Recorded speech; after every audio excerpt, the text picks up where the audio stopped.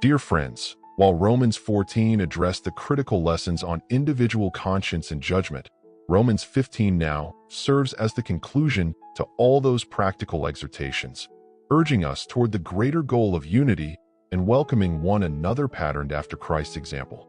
Paul begins this chapter by stating the responsibility of the strong in faith. We who are strong ought to bear with the failings of the weak and not to please ourselves. Romans 15 verse 1.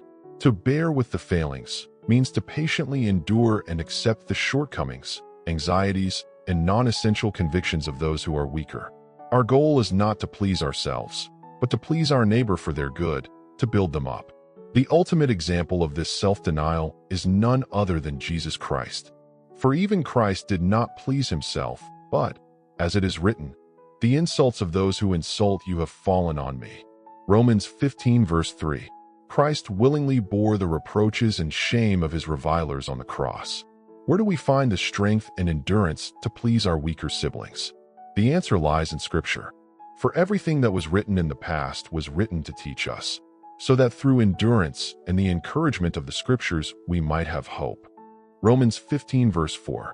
Through endurance and the encouragement of the Scriptures, we are able to hold on to unwavering hope amid the difficulties of the world. Paul then offers an important prayer of blessing. May the God who gives endurance and encouragement give you the same attitude of mind toward each other that Christ Jesus had, so that with one mind and one voice you may glorify the God and Father of our Lord Jesus Christ. Romans 15 verses 5 to 6. Glorifying God with one mind and one voice is the ultimate goal of unity in Christ. From this goal, our greatest duty is derived. Accept one another, then, just as Christ accepted you, in order to bring praise to God. Romans 15 verse 7. Welcoming one another is the fitting response to the fact that Christ accepted us, sinners that we are, without condition. Paul now demonstrates the expansion of salvation history, that the gospel extends to both Jews and Gentiles. Christ became a servant to the Jews to confirm the promises made to their ancestors. Furthermore, Christ came so that the Gentiles might glorify God for his mercy.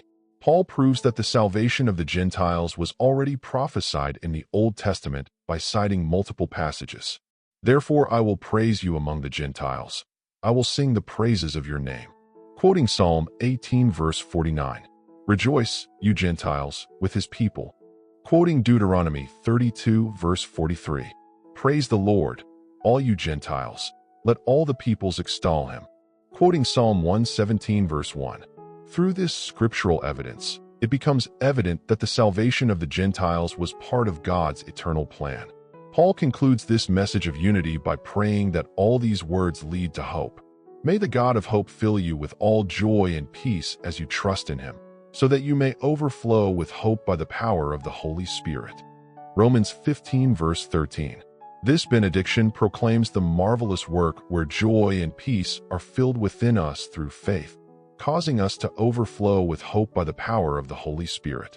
Paul then defends his apostolic authority and shares his missionary vision with the Roman believers. He praises the Romans for their goodness and knowledge, but explains that he writes boldly because he has been given the grace of an apostle to perform a priestly duty to the Gentiles. I have written you quite boldly on some points, as if to remind you, because of the grace God gave me. Romans 15 verse 15. The goal of his ministry is to make the offering of the Gentiles acceptable, sanctified by the Holy Spirit. He has preached widely, from Jerusalem all the way around to Illyricum, but his principle of ministry has been clear. It has always been my ambition to preach the gospel where Christ was not known, so that I would not be building on someone else's foundation. Romans 15 verse 20. Paul's apostolic vision was not to build on places where the gospel had already been established, but to lay the foundation in places that had never heard the message. Because of this dedication to his mission, Paul was prevented from visiting Rome for a long time, but he now shares his plan to go to Rome after completing the collection ministry for the poor saints in Jerusalem, and then continue on to Spain. But now that there is no more place for me to work in these regions, and since I have been longing for many years to visit you, I plan to do so when I go to Spain. Romans 15 verse 23. This was Paul's earnest request for the Roman Church to become a launching pad for his ultimate goal of the Spanish mission. Finally, Paul concludes the letter by earnestly requesting the Romans to pray for him with the love of Christ and the love of the Spirit.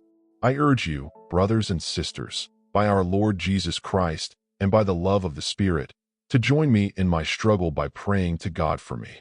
Romans 15 verse 30.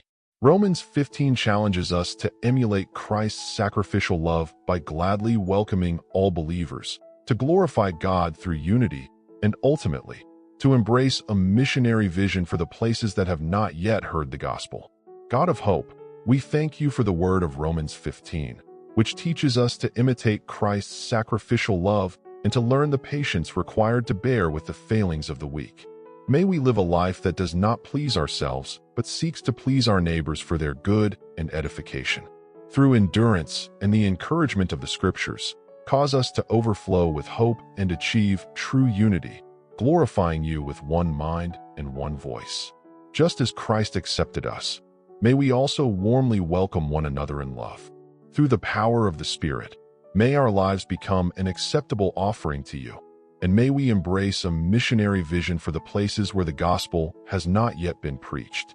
May we be filled with joy and peace in believing, and may we be those who earnestly pray for the complete fulfillment of your will in all ministry.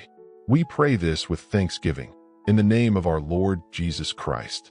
Amen.